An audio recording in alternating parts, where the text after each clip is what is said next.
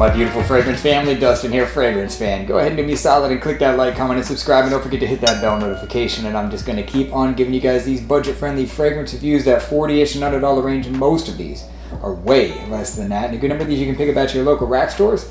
The one I'm talking about today is actually a revisit on a fragrance because I did a first impressions on it, rode a hype train, and now that I've wore it several times, it's macerated for a little while, I can give you an accurate depiction from my nose and from my experience what I think of this fragrance overall. And I'm talking about the clone of Raja Parfum Elysium. This is Fragrance World's Imperium. Nice looking bottle, real close to the original. These are plastic little stones, I believe. They could be rock, but I think they're plastic. It's an eau de parfum concentration. The lid doesn't slide real good into place. It's nice and heavy. Nice heavy lid. Little detailing on the top. And the atomizer. Squirts out okay. It's a nice fine mist. Doesn't squirt far, but it's a nice distribution. Makes it click when you do it. So this is one of those fragrances that actually did get better over time. There are several fragrances that I had that have done that when they macerate for a little while. I don't know why. I don't know what happens. I might do a little bit more research on that and see why. But this particular one, like wine, it aged well. Only took a couple months. The performance amped up. The character of the fragrance overall was a little bit more defined. It wasn't so like flat and muted, because at first it was just a citrus woody was basically all it was. Really light, and I wasn't really blown away by it. But now that it sat for a little while and it's got some oxygen flowing through there and stuff, it has got more depth, more character. I pick up more on the bitter citruses rather than just being like one. I can pick up like lime and bergamot. I can pick up a little bit of rose that's in there. I can pick up the vetiver easier and the little bit of creaminess. It's just gotten a lot more character and depth overall as it has sat and macerated. So I do enjoy it more. Even the performance, like I said, it went from being like a 4-hour fragrance to now it's more like 5.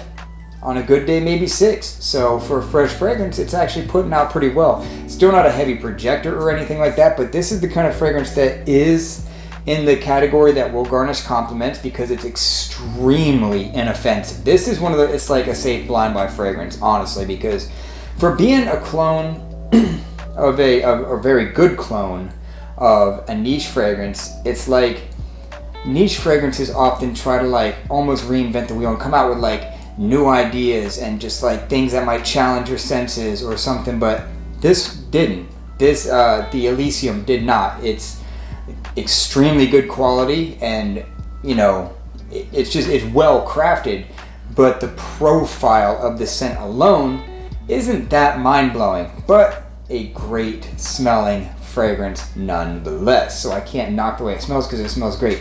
Now, in my original video, I said that I like Hugo Reversed better. It's a little bit different smelling. It's a bit brighter. It has a louder pop. I can smell the vetiver in that one a little bit more, and it's a little bit simpler, but I said that I liked it even more. And that's another fragrance that actually got better over time. When I bought that one, just a citrus woody is all I thought. I was like, wow, this isn't all that great. And then like, you know, it was good, but I wasn't blown away. And then a month later, I was like, wow, I really, really, really enjoy this thing. It became one of my favorite gym fragrances.